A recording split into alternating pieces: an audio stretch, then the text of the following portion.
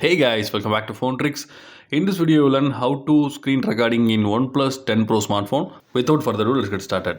First of all, you need to swipe down the quick panel, then swipe left. You need to choose screen recording from the list. So the screen recording window is opened. You can access the settings by clicking that. You can record the microphone sound also. So when you want to start the recording, you need to click on the red icon. Now the screen recording is started.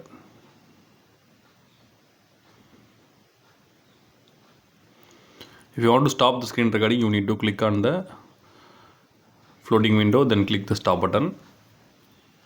Screen recording is saved into the gallery. You can see this one is a screen recording.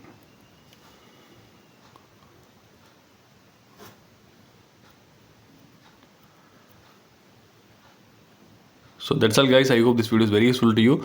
If you like this video, hit thumbs up and do subscribe our channel for more interesting phone videos. Thank you.